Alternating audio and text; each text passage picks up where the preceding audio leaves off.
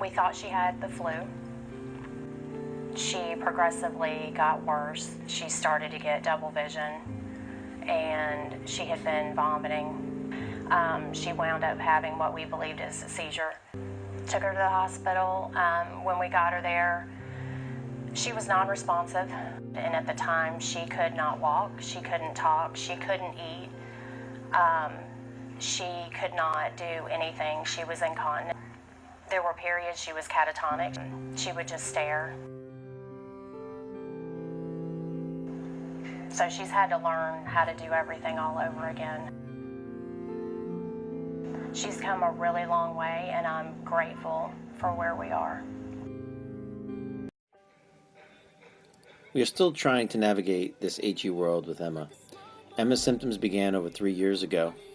Before HE, Emma was this happy, friendly, loving, life of the party little girl, and then one day it was like a switch went off, and she was gone. She stopped communicating, interacting, thinking. She just disappeared, and we were left with her shell. It began with hallucinations, bouts of hysteria. She could no longer read or remember how to write her name. It became nearly impossible to take her out in public places. Close friends and family, teachers, therapists, all started asking what happened to her.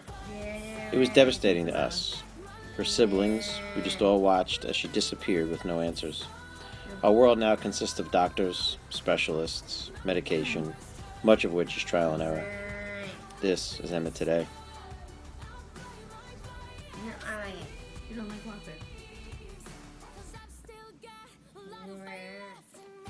I woke up on April 7th a different person. I was a very active and healthy person. Now I was having daily panic attacks, stroke-like symptoms happening to my face, irrational phobias that I could never explain, moments of OCD, muscle spasms or tics, memory loss, several times forgetting who my family members were. Complete lack of concentration and focus, blacking out, hallucinations, and sometimes I would go into these 2-year-old phases. This resulted in a lot of doctor visits, ER visits, and a lot of tests. Because my CT scan and EEG came back with normal results, every psychologist, doctor, clinic nurse, or professional I saw had no clue what I was suffering with. They all had a different diagnosis from each other, and all they could do was give me these different medications that might suppress my symptoms. Hi, I'm Carson and I'm 14. I was diagnosed with autoimmune encephalitis. I've lost friends and not been able to play sports.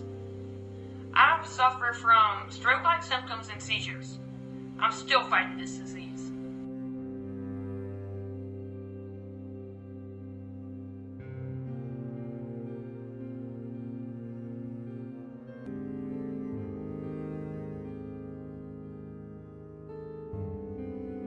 I was getting more sick and my symptoms became more dangerous and severe. Immediately my neurologist sent me to the ER to go get a PET scan done. We immediately started my oral steroids. After my steroids ended, all of my symptoms came back. My neurologist told us about a treatment called an IVIG. 4 weeks later, after this treatment, I immediately felt like myself again, and I was back to the person that I was before. My family and I are so much closer going through this little rough bump in life. Truly, the only reason I'm here today is my family and I's faith in God, and that God gave me strength, and I'm here today. The medical field really needs to research this. Neurologists, rheumatologists, these people really need to